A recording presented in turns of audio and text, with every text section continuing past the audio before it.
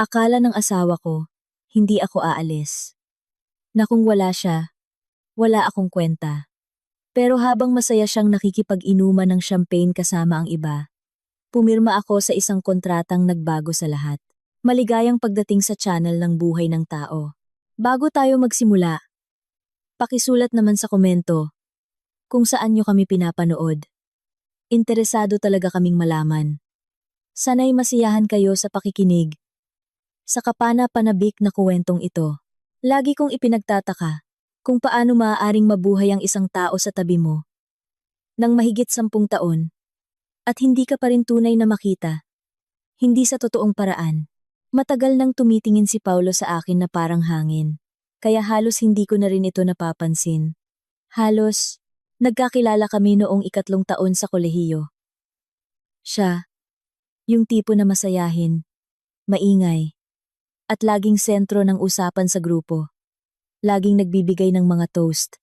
Ako naman yung tahimik na babae mula sa unang hanay, na laging unang nakakatapos sa mga pagsusulit at hindi kailanman nagmayabang tungkol dito. Lumapit sa akin si Paulo pagkatapos ng exam sa financial analysis. Bumagsak siya. Ako naman ay nakakuha ng perpektong marka. Sabi niya, na may ngiting nakakatunaw. Turuan mo naman ako. Tinuruan ko siya. Una sa financial analysis. Pagkatapos ay sa lahat na.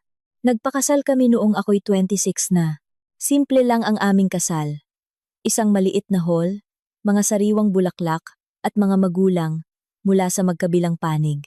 Nagbigay si Paolo ng isang magandang talumpati tungkol sa kung paano ako ang kanyang sandalan at inspirasyon. Pumalakpak ang mga bisita. Naniwala ako sa bawat salita. Ang mga unang taon ay totoo. Umupa kami ng isang maliit na apartment sa labas ng syudad. Sabay na naghahanda ng hapunan mula sa kung anong meron sa ref. Nagtatalo tungkol sa politika at tumatawa sa mga walang kwentang TV series. Noon, si Paulo ay isang ordinaryong consultant. At minsan, sa gabi, hinihingi niyang tingnan ko ang kanyang mga report. Tinitingnan ko at halos isinusulat kong muli ang lahat. Pero hindi niya iyon alam o nagkukunwari siyang hindi niya alam. Isa rin yun sa mga posibilidad. Halos sabay kaming pumasok sa consulting firm na Progress. Siya, bilang senior consultant. Ako, bilang financial analyst. Sinabi sa akin ng HR director noon sa interview. Althea, mayroon kang pambihirang kombinasyon, isang analytical na isip at kakayahang makisama sa mga tao. Ang mga espesyalistang tulad mo ay parang ginto. Tinandaan ko, ang mga salitang iyon. Nakatulong ito sa akin sa mga mahihirap na gabi, kung kailan gusto ko nang sumuko. Ang kumpanya ay nakatuon sa financial consulting. Tinutulungan ang mga medium at large size na kumpanya na bumuo ng mga estratehiya, i-optimize ang mga gastusin, at maghanap ng mga oportunidad para lumago.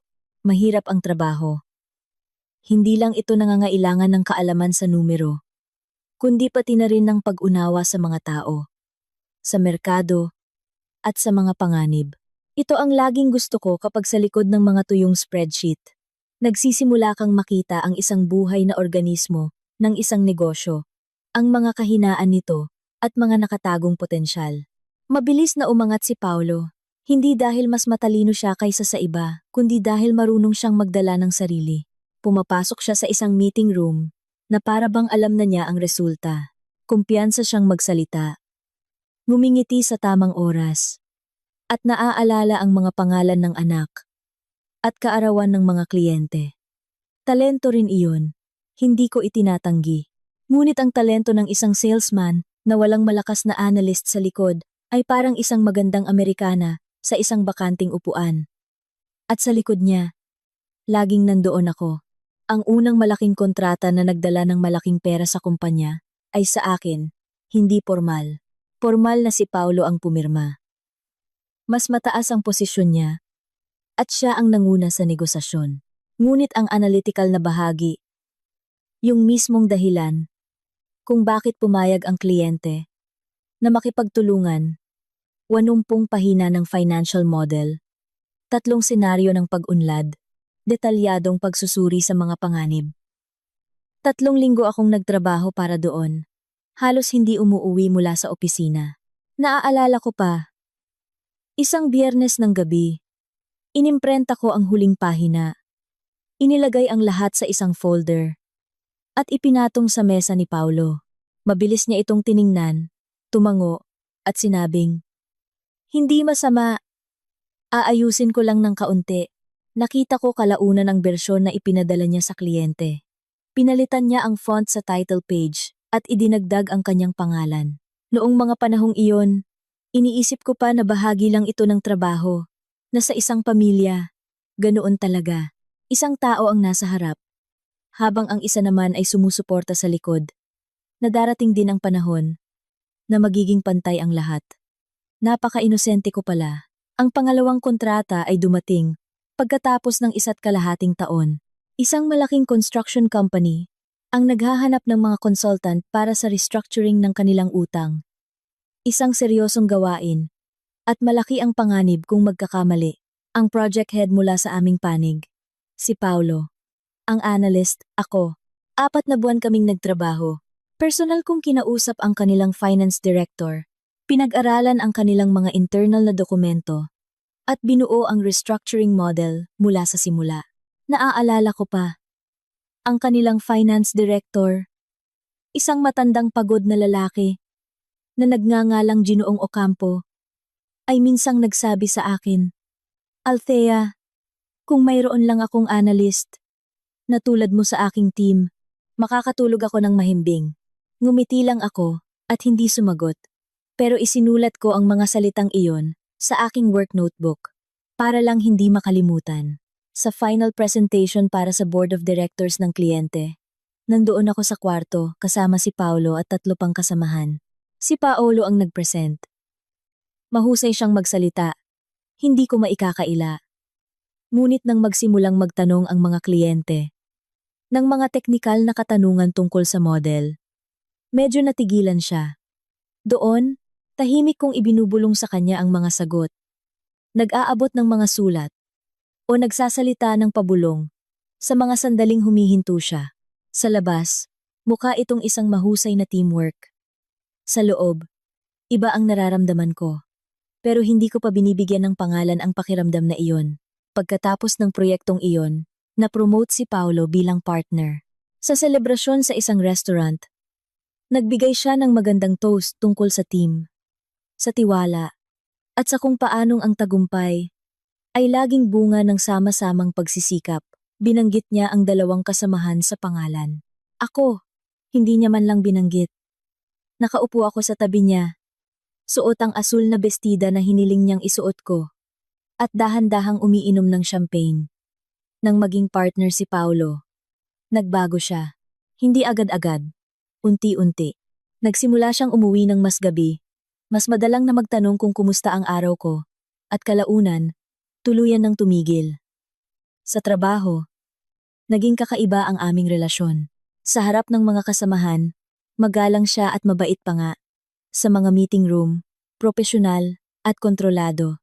Ngunit kapag kaming 2 na lang ang magkasama sa kanyang opisina, sa hallway pagkatapos ng meeting, sa elevator nagiging iba siya. Hindi bastos, hindi, kundi parang wala lang doon. Titingin sa kanyang telepono, sasagot ng maikli, at laging nagmamadali. Ang mga corporate party ay naging isang uri ng pagdurusa.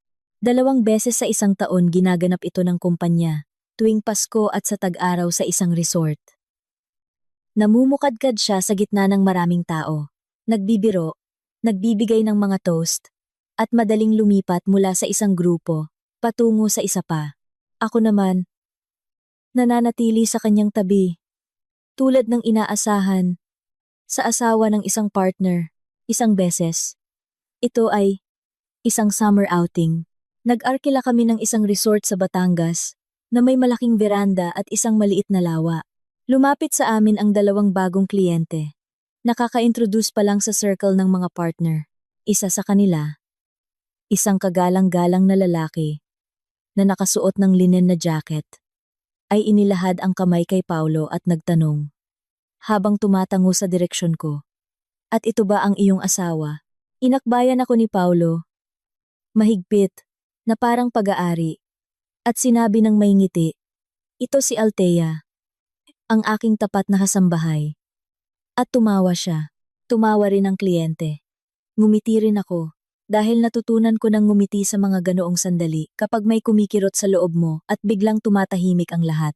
Pagkatapos noon, matagal akong nakatayo mag-isa sa tabi ng lawa, nakatingin sa tubig at nag-iisip. Sinadya ba niyang sabihin iyon? O iyon ba talaga ang tingin niya sa akin? Sinasalamin ng tubig ang langit, sa dapit hapon, sa isang lugar sa likod ng mga puno. Naririnig ko ang tawanan ng mga kasamahan, ang amoy ng inihaw, at bagong tabas na damo. Hindi ko nahanap ang sagot, ngunit may nagbago sa akin noong gabing iyon. Hindi ko agad nalaman ang tungkol sa kabit. Noong una, may mga maliliit na bagay na ipinapaliwanag ko sa sarili ko. Bilang pagod, trabaho, edad kahit ano. Wag lang isipin ang pinakahalata. Bagong pabango na hindi naman niya dati ginagamit. Telepono na laging nakataob. Mga late na meeting na ipinapaalam niya sa pamamagitan ng maikling mensahe sa chat. Walang detalye at walang babala. Malilate ako. Wag mo na akong hintayin. Malamang bapadamini, ay mula ako, wagan apadamini. Ganoon lang. Walang paliwanag. Hindi ako nag-eskandalo, hindi dahil sa takot, kundi dahil naiintindihan ko na walang mababago ang isang eksena. Kung nagpa siya ang isang tao na umalis, hindi siya maibabalik ng sigaw.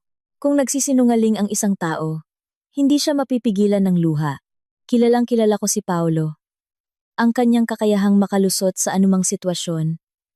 Ang kanyang abilidad na gawing isang argumento tungkol sa kung sino ang may kasalanan ang anumang usapan. Ang paggawa ng eksena ay nangangahulugang talo ka na bago pa man magsimula. Ang pangalang Bea ay una kong nakita nang hindi sinasadya noong Nobyembre, nang maiwan ni Paulo ang kanyang telepono sa mesa, sa kusina, at pumasok sa banyo. Hindi ko intensyong tingnan. Naglalakad lang ako, at umilaw ang telepono dahil sa isang papasok na mensahe. Sa screen, nakasulat, "Bea, miss na kita. Kailan tayo magkikita?" At isang maliit na puso. Nakatayo ako sa harap ng teleponong iyon, sapat na para basahin ang ilang salitang iyon. Pagkatapos, pumunta ako sa kwarto, humiga, at tumitig sa kisame. Lumabas si Paulo mula sa banyo. Kinuha ang telepono, at may isinulat bilang sagot. Narinig ko siyang nagtatype. Nakatayo sa hallway, at pagkatapos ay humiga sa tabi ko. Ilang minuto lang, tulog na siya. Hindi ako nakatulog hanggang umaga. Si Bea Cornejo ay nagtatrabaho bilang isang marketer sa isang ahensya na umuupa ng opisina sa parehong business center namin, isang palapag sa ibaba. Nakita ko na siya ng ilang beses sa elevator. Bata, mga 28, na may partikular na uri ng kagandahan na madaling mapagkamalang kumpiyansa. Lagi siyang ngumingiti sa mga tao sa elevator. Malapad, kahit walang dahilan. Naaalala ko na minsan kong naisip, napakabukas palad na babae. Iyon ay bago pa ang Nobyembre. Pagkatapos ng Nobyembre, nagsimula kong mapansin na aksidente silang nagkakasalubong sa coffee machine sa ground floor. Na sa mga corporate event kung saan minsan ay iniimbitahan ang mga partner mula sa mga kaalyadong kumpanya. Laging napupunta si Paulo sa kanyang panig ng hall, na ang mood niya pagkatapos ng mga gabing iyon ay magaan. At halos parang binata, isang bagay na matagal nang hindi nangyayari sa bahay. Hindi ako umiyak, nag-isip ako. Noong Nobyembre na iyon, binuksan ko sa aking personal na laptop ang isang bagong folder. Pinangalanan ko itong mga dokumento sa trabaho. Sa loob, gumawa ako ng istruktura ayon sa taon, proyekto, at kliyente. At sinimulan kong ilipat doon ang lahat ng bagay na maaaring magpatunay sa isang simpleng katotohanan. Ang tunay na trabaho sa mga proyektong iyon ay sa akin. Mga draft ng mga analytical report na may pirma ko at petsa ng pagkakagawa. Mga email exchange sa mga kliyente. Yung mga direktang pinapadala ko kapag wala si Paolo o kapag nangangailangan ng teknikal na kasagutan na ako lang ang makakapagbigay. Mga spreadsheet na may history ng mga pagbabago. Sa Excel, makikita kung sino at kailan nag-edit ng isang file. Kung alam mo kung saan titingnan, mga internal na email, kung saan ang mga kasamahan ay sa akin lumalapit para sa mga partikular na tanong tungkol sa proyekto, hindi kay Paulo. Mga sulat mula sa mga kliyente. Althea, pakilinaw po. At Althea, salamat sa mabilis na pagtugon. Hindi ito paghihiganti. Sinasabi ko ito ng tapat, walang palamuti. Ito ay isang bagay na iba. Mas malamig at mas matanda. Ito ay ang pag-unawa na balang araw. Kakailanganin kong patunayan ang isang bagay na totoo na. At gusto kong maging handa. Sa gabi, kapag umaalis si Paulo para sa kanyang mga meeting, uupo ako sa mesa sa kusina. Magtitimpla ng kape. Karaniwan ay matapang. At sistematikong magtatrabaho. Inaayos ko ang mga dokumento sa mga folder. Tinitingnan ang mga petsa. At gumagawa ng mga kopya. Maagang dumidilim sa labas. Ang mga bintana ng kapitbahay ay nagliliwanag ng dilaw. At minsan ay naaamoy ko ang hapunan ng iba mula sa ibaba. Tahimik at nakatuon akong nagtatrabaho. Tulad ng isang taong may layunin ngunit hindi nagmamadali. Ang ikatlong malaking kontrata sa isang manufacturing holding ay isinara namin noong sumunod na taon. Ito ang pinakamahirap sa lahat. 6 na buwan ng trabaho. Isang malaking volume ng data. At ilang round ng negosasyon. Mas maraming oras ang ginugol ko sa proyektong ito kaysa sa anupaman. Ang finance director ng holding, isang babae na mga 50 anyos, na nagngangalang Ginang Castro, ay istrikto at tumpak magtrabaho. Hindi niya gusto ang malalabong pahayag at agad na nararamdaman kapag hindi tugma ang mga numero. Magalang siyang nakikipag-usap kay Paulo, ngunit lahat ng mahahalagang tanong ay sa akin niya itinatapon. Isang beses, pagkatapos ng isang mahabang meeting, pinigilan niya ako sa hallway at sinabi ng tahimik, Althea, naiintindihan mo ba na ikaw ang bumubuhat sa buong proyektong ito? Sumagot ako. Ginagawa ko lang po ang trabaho ko. Tumingin siya sa akin na may ekspresyon na para bang may gusto siyang sabihin na mas malalim, ngunit hindi pa tamang panahon. At tumango siya. Ang kontratang iyon ay nagdala sa kumpanya, ayon sa aking mga kalkulasyon, ng halos 12% ng taunang kita. Sa taunang pagpupulong ng mga partner, nakatanggap si Paulo ng pasasalamat mula sa board of directors at isang bonus. Sa minutes of the meeting, ang pangalan ko ay nakalista sa team ng proyekto. Pangatlo, pagkatapos ng 2 kasamahan na namamahala sa legal na aspeto, itinabi ko ang minutes na iyon, ang aking mga draft, ang mga email exchange kay Ginang Castro, at ang mga internal na sulat kung saan ako, hindi si Paulo, ang tinatanong ng kliyente. Ang folder ay lumalaki ng tahimik, sistematiko, walang pagmamadali. Tulad ng isang buhay na bagay na nag-iipon ng lakas sa dilim. Sa panahong iyon, si Paulo at ako ay umiiral sa iisang apartment tulad ng 2 magkahiwalay na ruta sa iisang lungsod. Nagkakasalubong minsan, ngunit magkaiba ang patutunguhan. Isang gabi noong Marso, napagtanto ko na puno na ang folder ng mga dokumento, hindi sa literal na kahulugan, na wala nang mailalagay, kundi sapat na ang material. Binuksan ko ito, tiningnan ang listahan ng mga file mula sa itaas hanggang sa ibaba, at napagtanto ko, narito ang 4 na taon ng trabaho. Narito ang katotohanan, at balang araw, kakailanganin ang katotohanan ito. Isinara ko ang laptop, inubos ang malamig na kape, at natulog. Sa labas, umuulan ng malakas, yung tipong nagiging baha. Kinaumagahan, hindi umuwi si Paulo noong gabing iyon. Nagpadala siya ng mensahe sa kalaliman ng gabi. Nasa mga kasama ako. Wag mo na akong hintayin. Binasa ko ito at sumagot. Okay. Isa rin iyong sagot. Mahaba ang tag-ulan. Malamig. Dahil sa walang tigil na bagyo. Naka-jacket pa ako papuntang trabaho hanggang kalagitnaan ng Setyembre. At tuwing umaga sa elevator, nakikita ko ang aking refleksyon sa salamin ng pinto. Maayos, kalmado. Sa labas, Ganoon ang hitsura ko.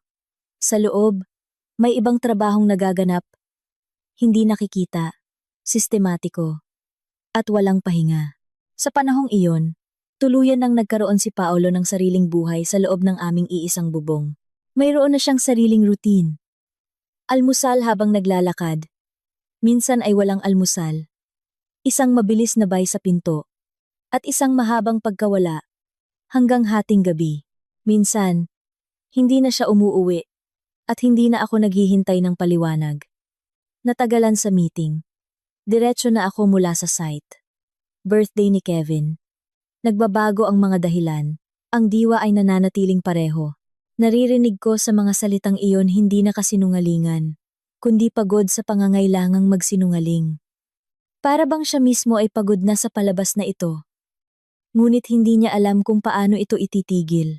Sa trabaho, pinapanatili namin ang distansya. Hindi halata. Walang malamig na tinginan. Sa kabilang panig ng meeting table, walang sadyang pananahimik sa mga hallway. Bawat isa ay may sariling opisina, sariling gawain, sariling grupo. Kung kailangang pag-usapan ng isang proyekto, nag-uusap kami ng maikli at direkta tulad ng mga kasamahan. Mga kasamahan na dati mag-asawa at hindi pa naisa sa papel ang paghihiwalay. Marami akong proyekto noon. Ang head ng isa sa kanila, si Ginoong Andres. Noong una ay laging tumatawag sa general number ng kumpanya. Ngunit pagkaraan ng ilang linggo, ay nagsimulang tumawag ng direkta sa akin. At di nagtagal, lahat ng mahahalagang usapan tungkol sa proyekto ay sa akin na dumadaan. Alam ito ni Paulo at nagkibit-balikat lang. Mas mabuti, mas kaunting trabaho. Ganoon niya iyon nakikita. Sa isa pang proyekto, sa isang medical equipment manufacturer, pinigilan ako ng finance director na si Esteban. Pagkatapos ng meeting, at sinabing ang mga rekomendasyon ko sa working capital ay nagbigay na ng resulta sa unang quarter. Pinasalamatan ko siya at idinagdag ang kanyang email sa folder. Ang folder noon ay mayroon ng ilang subsections. Gumawa ako ng sarili kong sistema. Una ayon sa kliyente. Sa loob ay ayon sa petsa. At isang hiwalay na section para sa mga internal na email kung saan makikita kung sino talaga ang namamahala sa nilalaman ng trabaho. Walang nakakaalam tungkol sa folder na ito. Hindi ang mga kaibigan ko, hindi ang mga kasamahan, at lalong hindi si Paulo. Ito ang aking personal na archive. Kalmado, napatunayan, at tahimik hanggang sa tamang panahon. Noong tag-araw, nagkaroon ng isang pag-uusap na matagal kong inalala. Natagalan kami ng kasamahan kong si Katrina. Pagkatapos ng isang internal na meeting, siya ang namamahala sa legal na aspeto ng aming mga kontrata at isa sa iilang tao sa kumpanya na tunay kong nakakausap, hindi lang dahil sa posisyon. Nagkakape kami sa bakanting meeting room. At biglang sinabi ni Katrina, "Walang pasakalye, Althea. Naiintindihan mo ba na ang proyekto sa holding ay nakasalalay sa'yo?" Nakita ko lahat ng email exchange. At nagtaka ako kung bakit si Paulo ang pumirma sa mga huling dokumento. Natahimik ako sandali. Pagkatapos ay sumagot, "Kat, maraming bagay sa buhay na ganyan ang takbo." Tiningnan niya ako ng mabuti at sinabi, "Masyado kang matalino para pagtiisan yan habang buhay." Wala akong isinagot. Ngunit matagal kong pinag-isipan ang mga salitang iyon. Sa MRT, sa bahay, habang nagbabalat ng patatas sa kusina. Masyado kang matalino para pagtiisan habang buhay. Oo, siguro. Noong taglagas, nagdala si Paulo ng bagong kliyente sa opisina.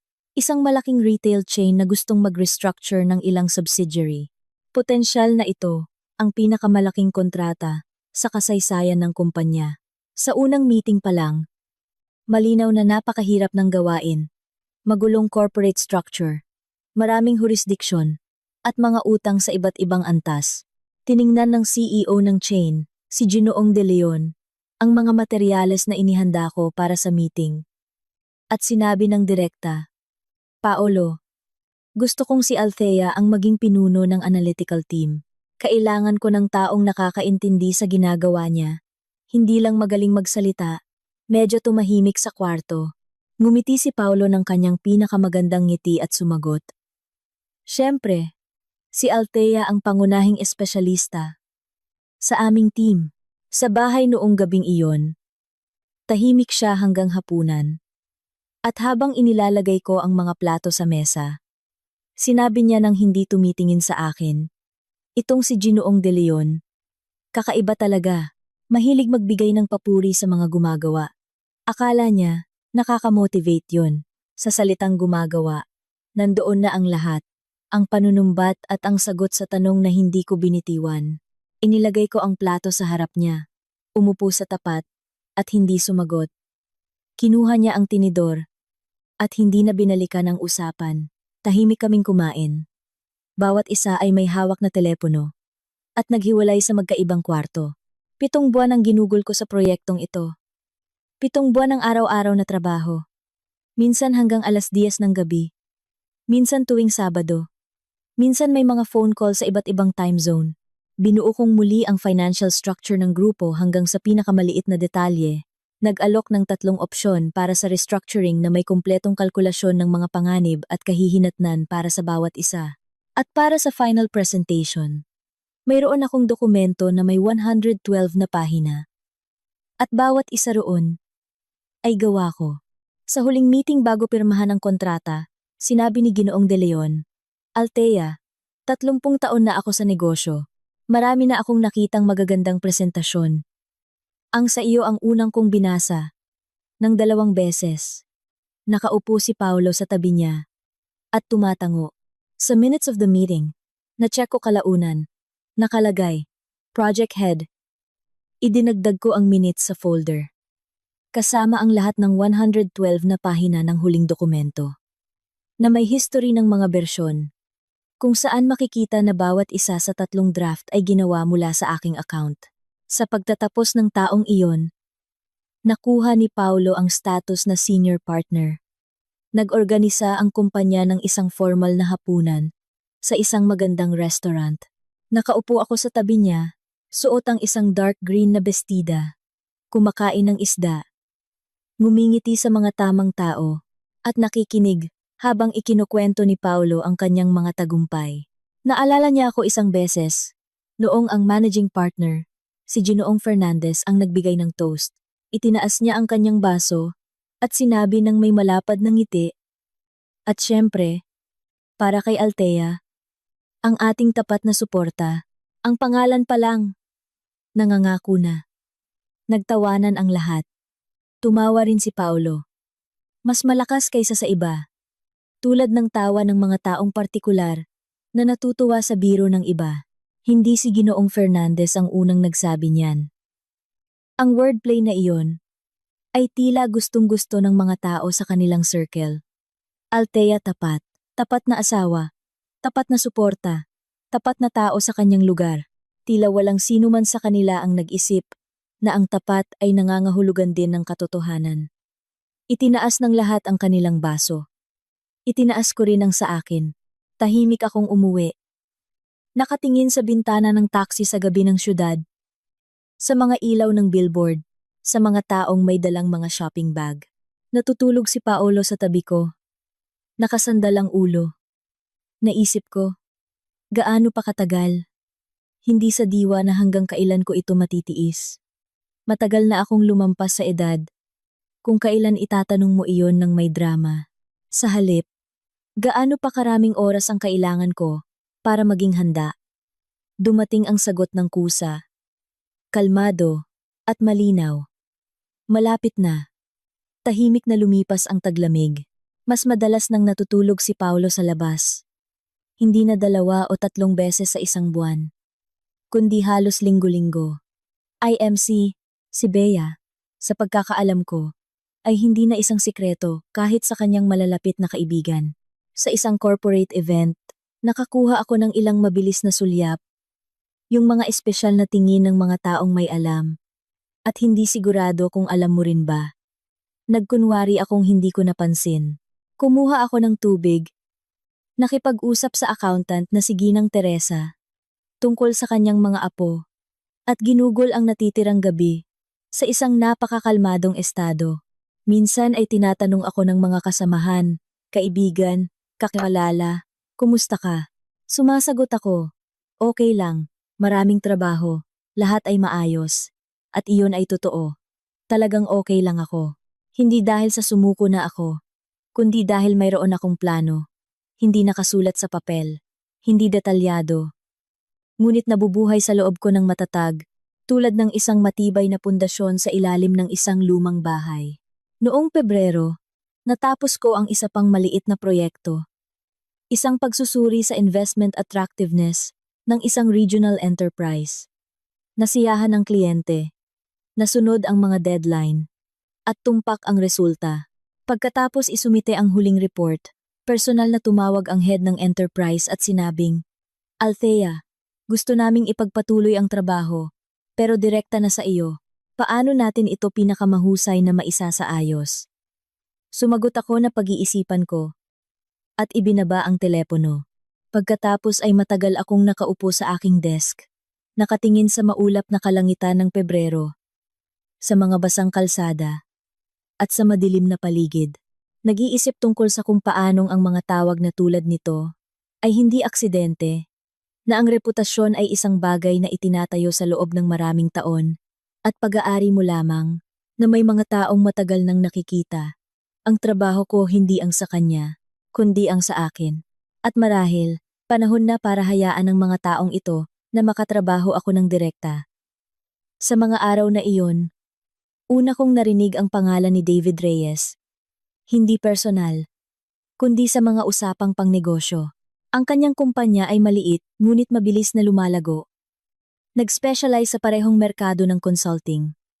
At sa loob ng 3 taon, ay nakagawa ng isang seryosong reputasyon. Sabi-sabi, si Reyes ay marunong maghanap ng mga tao. Hindi yung mga magaling lang sa presentasyon, kundi yung mga tunay na gumagawa ng trabaho. Ito ang ikinuwento sa akin ni Katrina. Parang kaswal lang. Habang nagkakape kami, tulad ng pagbabahagi ng mga balita sa propesyonal na mundo. Tinandaan ko iyon. Inilagay sa parehong baul ng alaala, kung saan ko itinatago ang lahat ng mahahalaga. Nagdala ang Marso ng mas mainit na panahon at mga bagong business trip para kay Paulo. Umaalis siya ng 3 hanggang 4 na araw. Bumabalik na masigla at halos mabait. Ganoon ang mga tao. Kapag mayroon silang lugar kung saan sila masaya, hindi ako nagtatanong.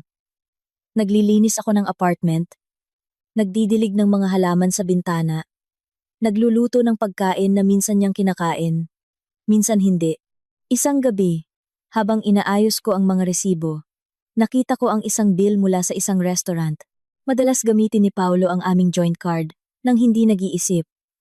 Ang restaurant ay nasa labas ng lungsod. Ang bill ay para sa 2 tao. Ang petsa ay noong araw na sinabi ni Paulo na pupunta siya sa isang industry conference. Nakalista sa bill ang 2 baso ng champagne, mga talaba, isda at dessert. Inilagay ko ang resibo sa mesa. Tiningnan ito sandali. At itinago sa isang folder isang iba na. Hindi para sa trabaho. Para lang sa sakali. Abala ang Abril. Tinatapos ko ang isang malaking analytical report para sa isa sa mga matagal ng kliyente ng kumpanya, isang manufacturing conglomerate na katrabaho ko na mula pa noong unang taon ko. Sa mga taong iyon, ang kanilang finance director, si Ginang Marina, ay hindi na lang isang kontak sa trabaho, kundi isang taong pinagkakatiwalaan ko sa propesyonal na aspeto. Direkta kaming nag-uusap, walang mga formalidad, at lagi niyang sinasabi ang kanyang iniisip. Sa kalagitnaan ng Abril, habang pinag-uusapan namin sa telepono ang mga huling pag-edit sa report, bigla siyang nagsabi, Althea, narinig ko na may mga pagbabago raw na magaganap sa progress. Alam mo ba yun? Sumagot ako na hindi. Well, tsismis pa lang naman, sabi ni Ginang Marina, pero gusto kong malaman mo. Kung sakaling isasaalang-alang mo ang ibang mga opsyon, gusto naming manatili sa iyo. Kahit saan ka man. Pinasalamatan ko siya. Ibinaba ko ang telepono at tahimik na umupo sa aking desk. Kahit saan ka man. 3 salita. Ngunit tila iyon ang nagbigay sa akin ng huling kumpirmasyon. Yung hindi nagmumula sa katapangan, kundi sa malinaw na pag-unawa. Hindi ka nag-iisa. Ang trabaho mo ay totoo. Nakikita ito ng mga tao at handa silang sumunod sa iyo, hindi sa magandang pangalan sa itaas ng pinto. Ang folder noon ay naglalaman na ng mga materyales para sa 7 malalaking proyekto, 24 na kliyente, at ilang daang pahina ng mga email. Binubuksan ko ito minsan sa 2 linggo para lang masigurado na lahat ay nasa lugar. Ito ay isang kakaibang pakiramdam, isang kapayapaan na isinilang mula sa kaayusan. Tulad ng pakiramdam kapag lahat ng dokumento ay nasa tamang folder, lahat ng bayarin ay nabayaran, at lahat ng gawain para sa araw na iyon ay tapos na. Handa na ako. Halos. Kailangan ko na lang hintayin ang tamang sandali. At isang gabi ng Mayo, nang sa wakas ay tunay na madilim at mainit sa labas at may amoy ng sampaguita, tumunog ang aking telepono mula sa isang hindi kilalang numero. Hinayaan ko itong mag-ring ng 3 beses, hindi dahil nag-aalangan ako, kundi dahil sa ugali, na huwag agad sagutin ang mga hindi kilalang tawag. Sa ika-4 na ring, sumagot ako. Althea po. Ang boses ay kalmado, mahinahon, walang mapilit na tono, nakaraniwan sa mga nagbebenta. Si David Reyes ito. Sana hindi pa masyadong gabi para tumawag. Mag-aalas 9 pa lang ng gabi, maliwanag pa sa labas. Mayo, mahahabang araw. Nakatayo ako sa kusina, hawak ang isang kutsilyo para sa gulay, at nakatingin sa hindi pa natatapos na karot sa sangkalan. Hindi pa po, sagot ko. Maikli lang ito, sabi niya. Matagal na naming sinusubaybayan ang iyong trabaho. Hindi ang trabaho ng iyong asawa, kundi ang sa iyo.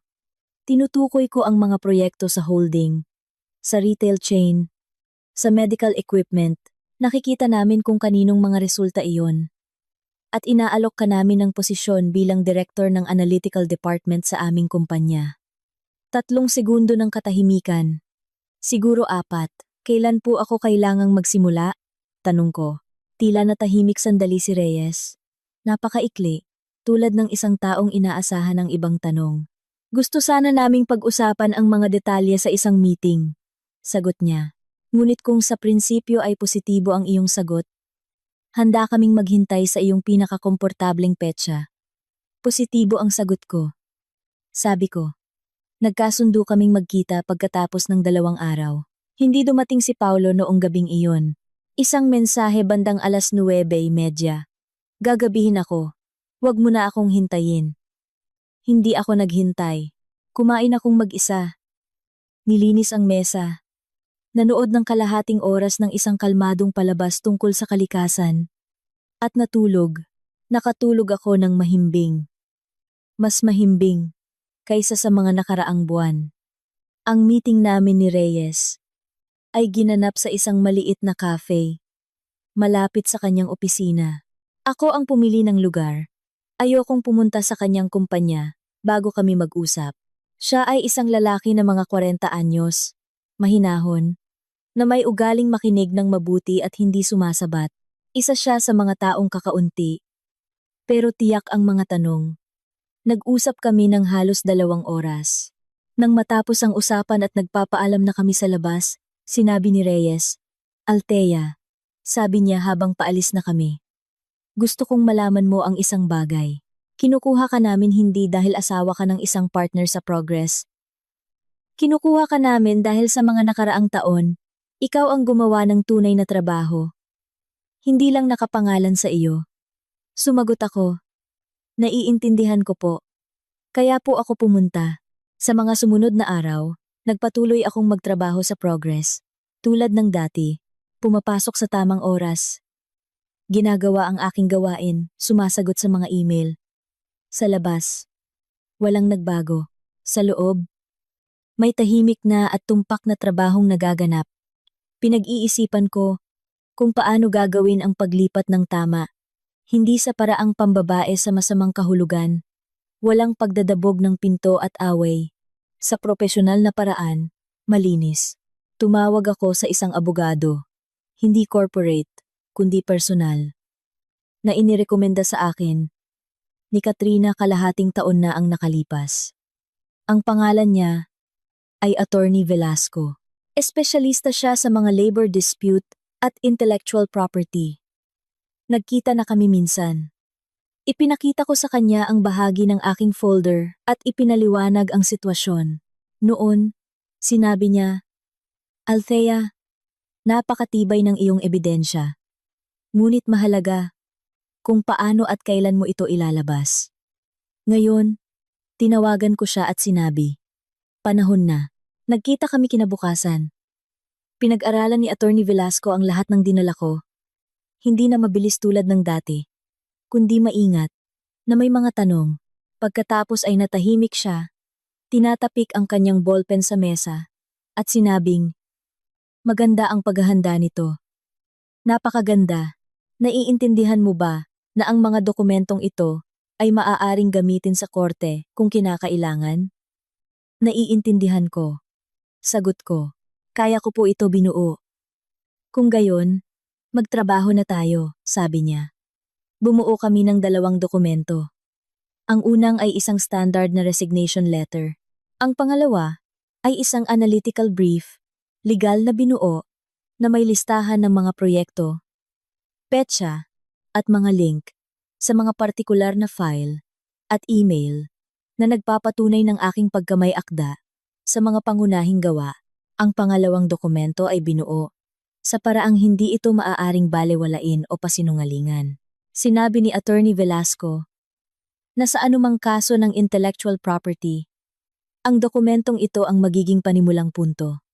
Pinili ko ang petsa ng aking pag-alis. Nang may dahilan, gusto ni Reyes na magsimula ako sa loob ng 1 buwan, ang standard na 31-day notice. Ngunit alam ko na sa loob ng 1 buwan, matatapos ang isang malaking tender cycle ng progress.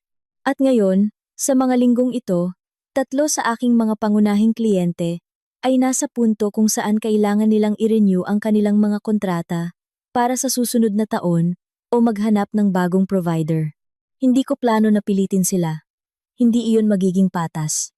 Ngunit plano kong kausapin ang bawat isa sa kanila ng personal bago ako magsumite ng aking resignation, ipaliwanag ang sitwasyon, at bigyan sila ng karapatang pumili.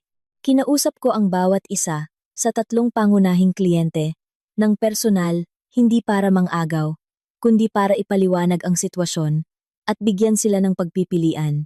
Pinakinggan ako ni Ginang Marina. Uminom ng kape at sinabi, "Althea, nakikipagtrabaho ako sa iyo. Hindi sa progress. Sa iyo.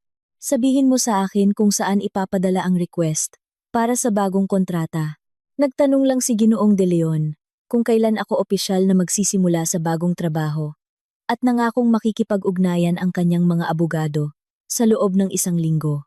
Si Ginoong Andres naman ay matagal na natahimik. Pagkatapos ay sinabi ng medyo naguguluhan, "Hindi ko masyadong naiintindihan kung paano ito ginagawa sa legal na paraan, pero isa lang ang naiintindihan ko. Kung wala ka roon, wala akong gagawin doon." Silang 3 ay nagpasya ng mag-isa.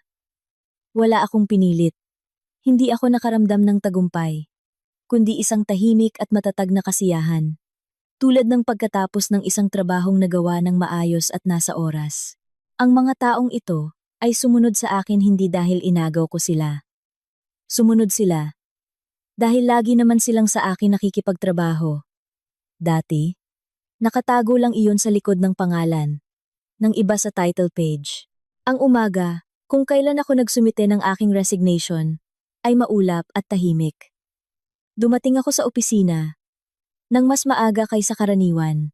Halos walang tao sa gusali, maliban sa security guard sa entrance na tumango sa akin gaya ng dati. Kinuha ko ang folder ng mga dokumento at naglakad papunta sa opisina ng CEO, si Ginoong Cruz. Ang kanyang sekretarya, si Loida, ay nagtatakang tumingin sa akin. "Althea, may meeting ka ba?" "Wala, pero may mahalaga akong dokumento. Pwede ko bang iwan sa'yo na may markang personal?" Kinuha ni Loida ang folder. Hiniling kong pirmahan niya ang aking kopya. Bilang patunay ng pagtanggap, formalidad lang. Pagkatapos ay bumalik ako sa aking opisina. tinapos ang ilang mga gawain, at nagsulat ng mga email sa mga kasamahan sa 2 proyekto para sa turnover ng mga trabaho. Malinaw. Punto por punto. Walang dagdag na salita. Dumating si Paulo sa opisina bandang 11:00. Bihira siyang dumating ng mas maaga. Nakita ko siyang dumaan sa hallway. Hindi tumitingin sa aking direksyon. Halatang abala siya. Nagsasalita pa siya sa telepono mula sa elevator. Hindi kami nagkasalubong. Tumawag sa akin si Ginoong Cruz. Nang 1:00 ng hapon. Kalmado ang kanyang boses. Ngunit ramdam ang tensyon. Althea, pwede ka bang pumunta dito? Pumasok ako. Nakaupo siya sa kanyang mesa. At sa harap niya ay ang aking folder. Bukas sa pahina ng analytical brief. Matagal siyang tumingin sa akin bago magsalita. Seryosong dokumento ito. Sabi niya sa wakas. Opo. Sang-ayon ko. Naiintindihan mo ba? Na lumilikha ito ng isang komplikadong sitwasyon para sa kumpanya. Ginoong Cruz. Kalmado kong sagot. Naiintindihan ko na lumilikha ito ng isang sitwasyon na matagal nang dapat na resolba. Ayoko ng iskandalo. Aalis lang ako. At gusto kong maitala kung ano talaga ang aking nagawa. Muli siyang natahimik ng matagal. Pagkatapos ay isinara ang folder at sinabi, tinatanggap ko ang iyong resignation para sa pagsusuri. Pinasalamatan ko siya at lumabas. Nalaman ni Paulo noong araw ding iyon. Ngunit hindi mula sa akin o kay Ginoong Cruz. Tinawagan siya ni Ginoong Fernandez, ang managing partner, at base sa kung paano lumabas si Paulo mula sa kanyang opisina, na namumula ang muka, makalipas ang 20 minuto. Matindi ang naging usapan. Ako naman ay nasa aking opisina. Nag-edit ng huling bahagi ng turnover materials. Sa kabilang pader, naririnig ko si Paulo na nagsasalita sa telepono. Malakas. Putol-putol. Hindi na nagtatago. Anong ibig sabihin ng 3 kliyente? Kailan? Bakit walang nagsabi sa akin? Pagkatapos ay tumahimik. Pumasok siya sa aking opisina. Nang hindi kumakatok, tumayo sa pintuan. Suot ang kanyang magandang suit.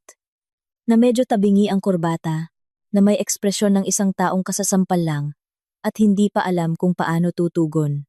Althea, anong nangyayari? Itinaas ko ang aking tingin mula sa computer. Aalis na ako, Paulo. Nasa kay Ginoong Cruz na ang aking resignation. Saan ka pupunta? Pumasok siya sa opisina. Isinara ang pinto. Kay Reyes? Oo. Naglakad siya ng ilang hakbang. Huminto sa bintana. Tumayo sandali. Pagkatapos ay humarap. Hindi ka pwedeng basta na lang umalis. At dalhin ang mga kliyente.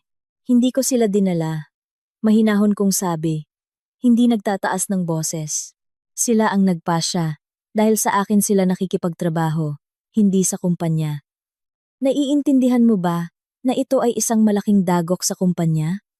Sa akin? Tiningnan ko siya. Nakatayo siya sa bintana. At sa likod niya ay ang kulay abong kalangitan ng Mayo. At mukha siyang nalilito.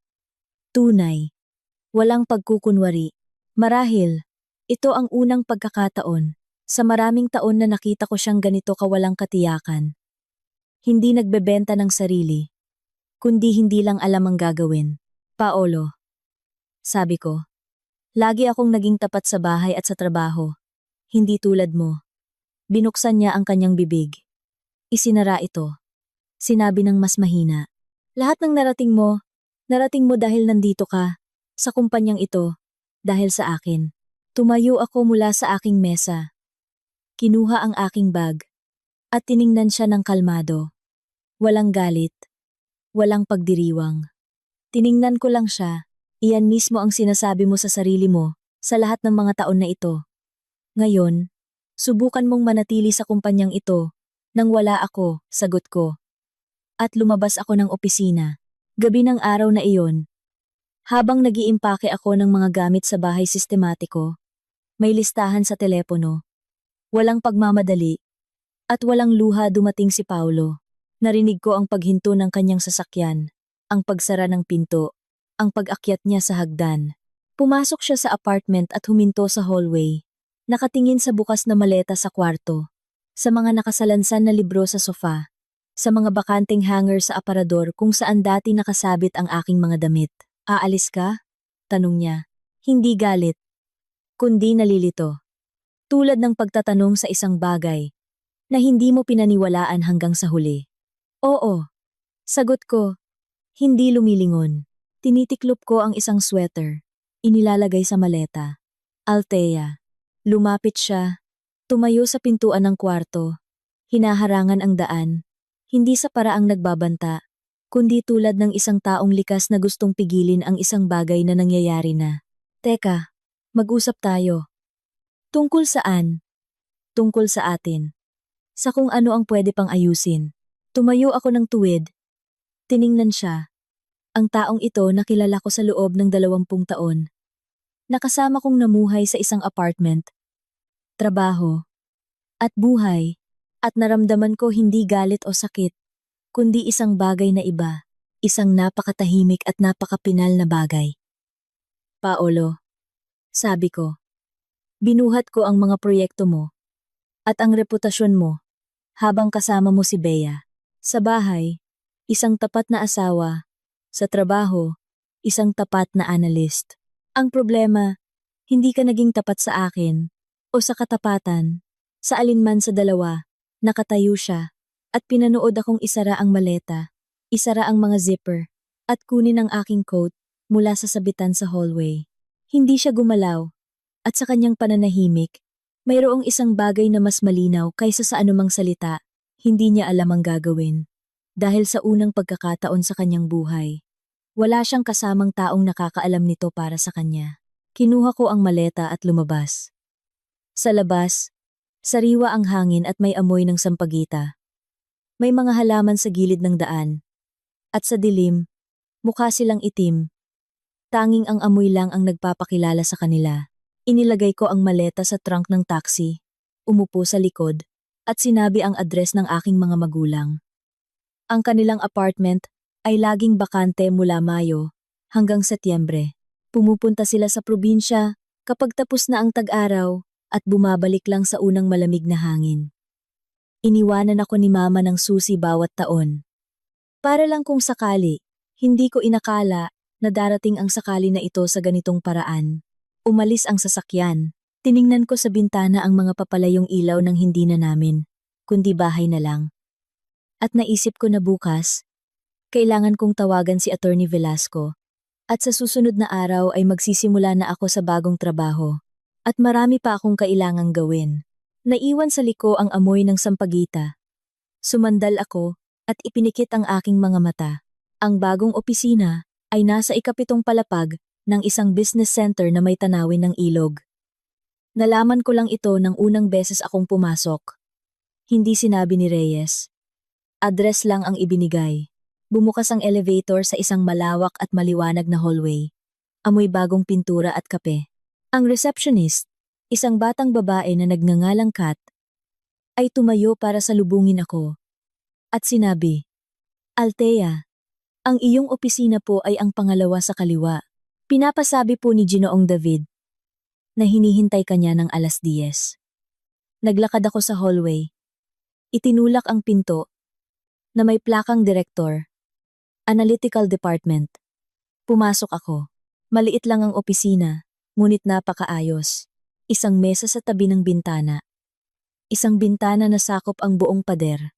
At sa labas nito, ang ilog.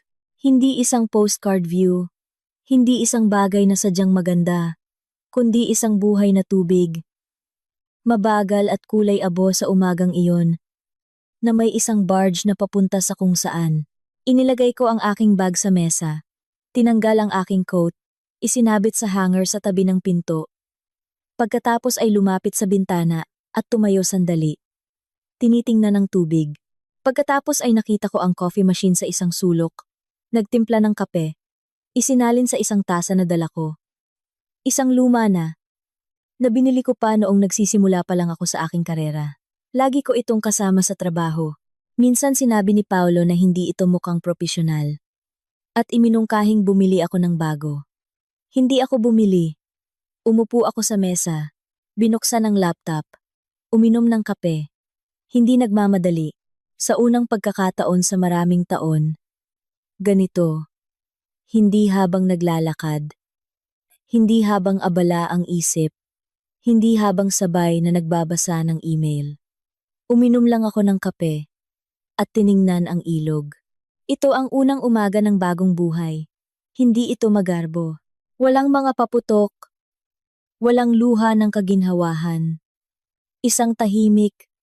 Sarili kong umaga sa sarili kong mesa na may tanawin ng ilog. At sapat na iyon. Dumating si Reyes, eksaktong 10:00. Walang pagkaantala. May dalang folder at 2 paper cup ng kape. Inilagay niya ang isa sa harap ko at umupo sa tapat. Ngumiti siya ng bahagya. Tulad ng ngiti ng mga taong hindi nagsasayang ng ngiti. Dumiretso na tayo sa trabaho, sabi niya. Mayroon akong 3 proyekto para sa iyo sa simula. Isa ay urgent. Hinihintay na ng kliyente ang paunang analytics sa susunod na linggo. 2 ay nasa regular na takbo, walang deadlines. At isa pa, kailangan mong bumuo ng isang team. May ideya ka ba kung sino ang kailangan mo? Mayroon. Sagot ko, kailangan ko ng 2 analyst. Isa na may karanasan sa manufacturing sector. Isa sa retail. At isang metodolohista. Isang taong marunong magtayo ng mga proseso. Hindi lang gumawa ng mga gawain. Sige, sabi ni Reyes, habang nagsusulat. Maaari kang maghanap ng mga kandidato. Pwede rin nating isali ang HR, kung ano ang mas komportable para sa iyo.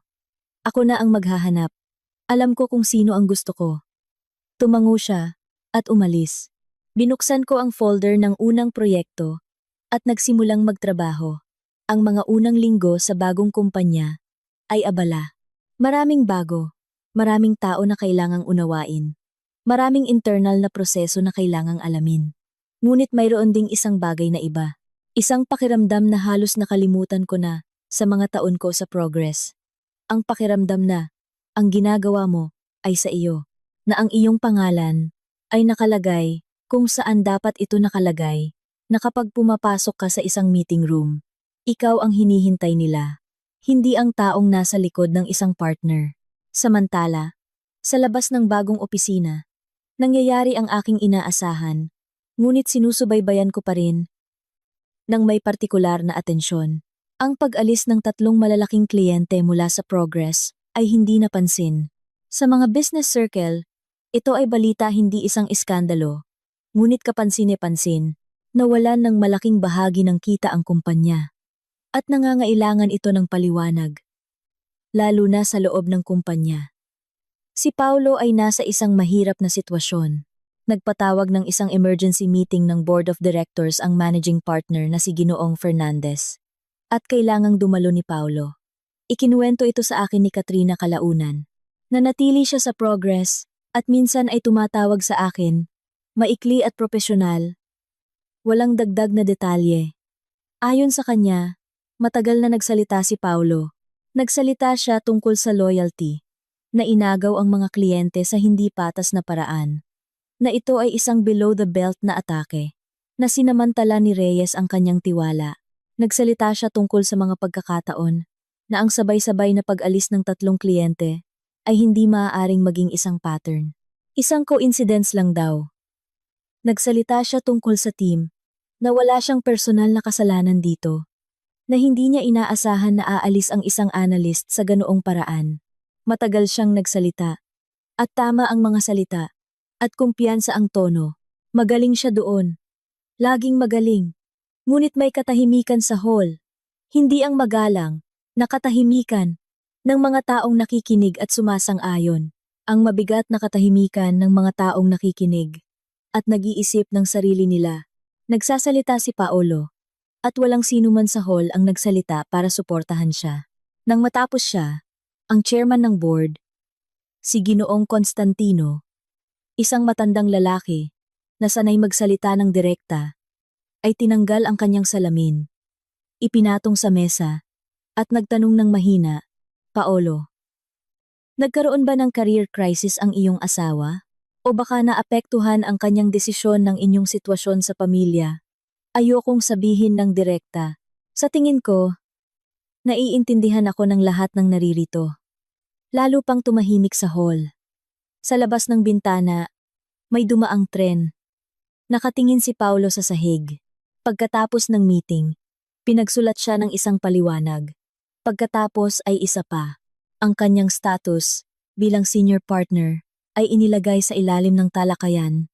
Nalaman ko ito ng unti-unti, pira-piraso, mula kay Katrina, mula sa mga maikling business news, minsan sa pamamagitan ng mga karaniwang kakilala. Hindi ko ito sinubaybayan ng sadya. Ngunit hindi rin ako tumalikod. Ito ay bahagi ng realidad na kailangan kong harapin, kasama na ang legal na aspeto. Tumawag si Attorney Velasco sa kalagitnaan ng Hunyo.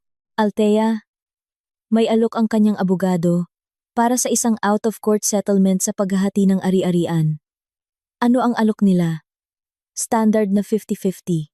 Ang apartment, mga bank account, ang kotse. Natahimik ako sandali. Attorney Velasco, naaalala niyo po ba kung anong meron tayo? Naaalala ko. Sagot niya. At sa kanyang boses ay may bahid ng kasiyahan. Kaya ako tumatawag. Sa tingin ko, dapat tayong pumunta sa korte. Kung gayon, ituloy natin, sabi ko. Ang pagdinig para sa paghahati ng ari-arian ay itinakda sa Setyembre. Bago iyon, may ilang paunang pagdinig. Teknikal lang, walang gaanong nilalaman.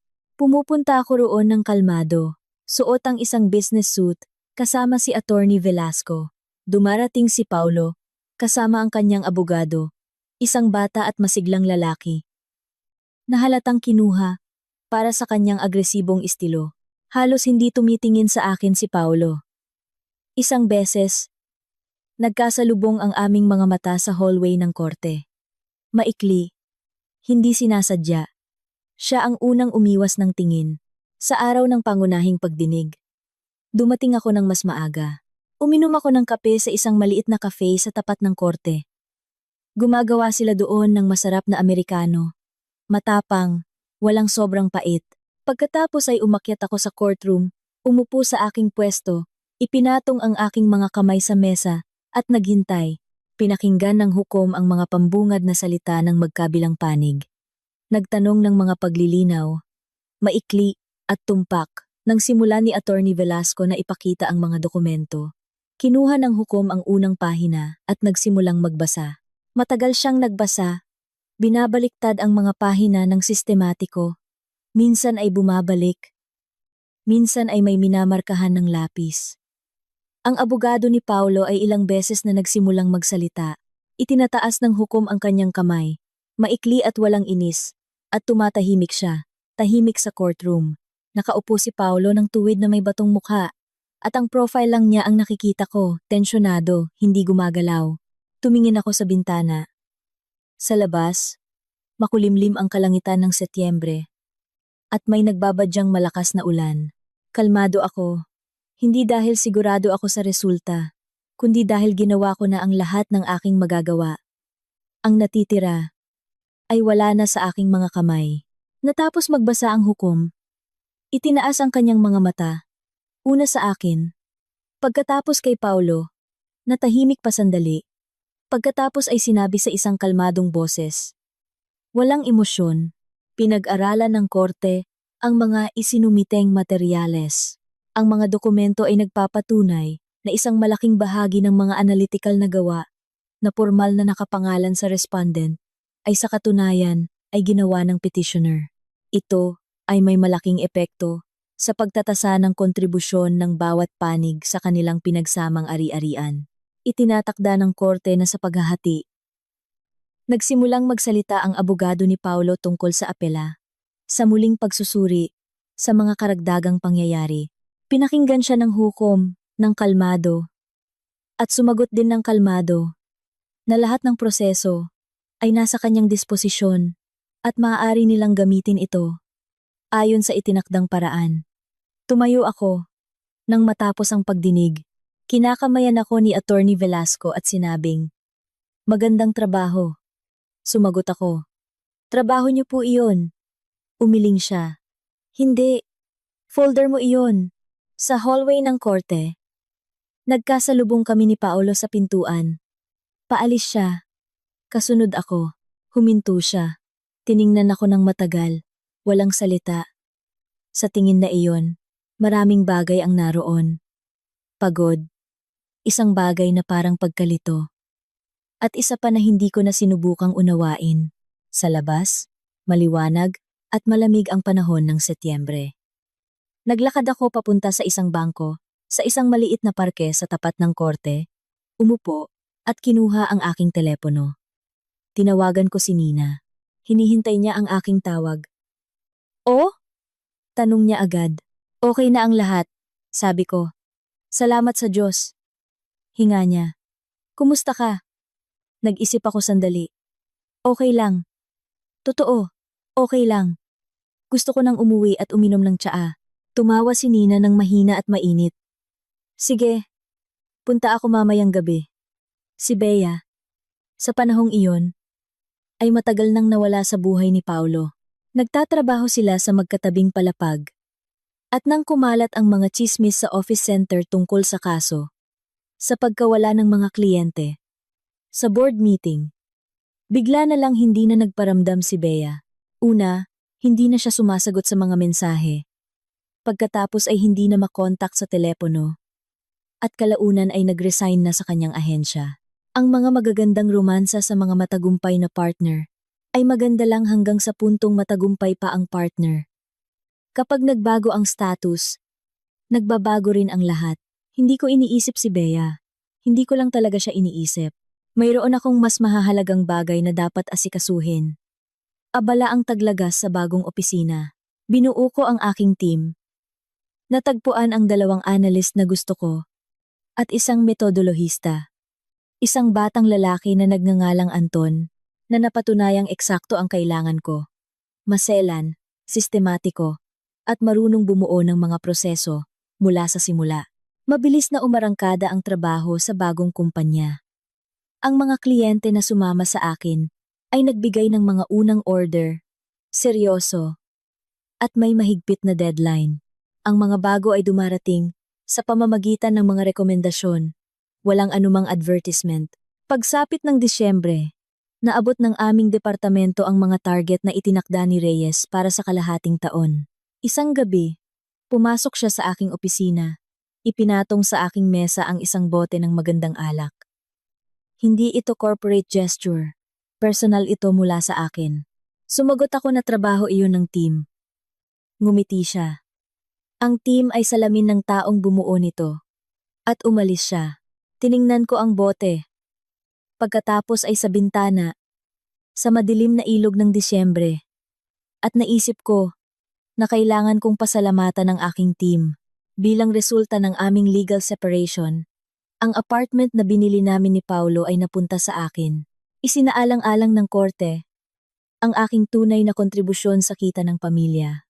Nakuha ni Paulo ang kotse, bahagi ng mga bank account, at ang lote sa labas ng lungsod, na siya mismo ang pumili. Patas. Ayon sa merito, walang dagdag na stress. Inilipat ko ang aking mga gamit sa apartment, na ngayon ay sa akin na. Sa isa sa mga unang araw, naramdam na ang malamig na simoy ng Disyembre. Tumulong si Nina sa pag-aayos ng mga gamit, at nag-utos kung saan ilalagay ang mga ito. Inilagay namin ang sofa, hindi kung saan ito dati nakalagay noong kasama ko pa si Paulo, kundi mas malapit sa bintana, para makapagbasa sa liwanag ng araw. Inilipat namin ang estante, nagpalit ng kurtina. Bumili ako ng linen, kulay gatas, yung laging gusto ko, pero sinasabi ni Paulo na hindi mukhang disente.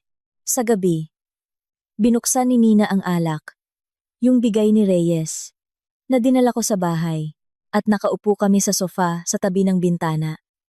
Pinagmamasdan ang malamig na gabi at mga ilaw sa kalsada. Nag-usap kami tungkol sa lahat at wala, tungkol sa kanyang mga anak, sa aking trabaho, sa kung saan pupunta sa tag-araw. Sabi ni Nina, "Iba na ang itsura mo." "Paano?" tanong ko. Nag-isip siya, parang isang taong nakauwi na. Tiningnan ko siya. Pagkatapos ay ang malamig na gabi at mga ilaw sa kalsada. Pagkatapos ay ang aking baso ng alak. Oo, sabi ko. Siguro nga. Sa pagtatapos ng Disyembre, nagkaroon kami ng isang maliit na internal meeting sa kumpanya. Hindi gusto ni Reyes ang mga malalaking party. Mas gusto niya ang mga working meeting na may masarap na pagkain sa meeting room. Binalikan namin ang mga nagawa sa taon, pinag-usapan ang mga plano, at uminom ng champagne. Gumawa si Anton ng isang maikling presentasyon tungkol sa mga resulta ng departamento. Maayos, may mga numero, walang palamuti, eksakto kung paano ko siya tinuruan. Pagkatapos ng meeting, lumapit sa akin si Kat mula sa reception. May dalang folder ng mga dokumento para pirmahan. Sa ibabaw ay isang kontrata. Ang unang malaking kontrata para sa bagong taon sa isa sa mga pinakaseryosong kliyente na nakuha namin noong taglagas. Binuksan ito ni Kat sa huling pahina at nagtanong ng medyo nahihiya. Althea, paano po ang pirma? Buong pangalan o initials? May mga partner po kasi kami na initials lang ang nilalagay. Kinuha ko ang ballpen.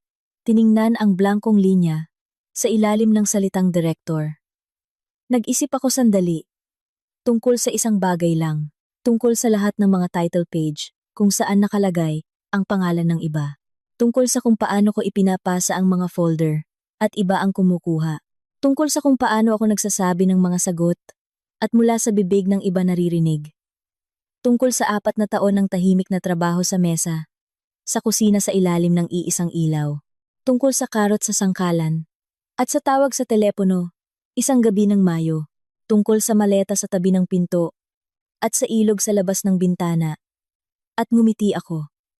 Buong pangalan, sabi ko. At pumirma ako. Mula ngayon, palaging buong pangalan. Salamat sa pakikinig sa kwento. Paumanhin sa anumang pagkakamali. Mangyaring isulat sa mga komento kung ano ang inyong iniisip. Kung nagustuhan ninyo, mag-subscribe sa channel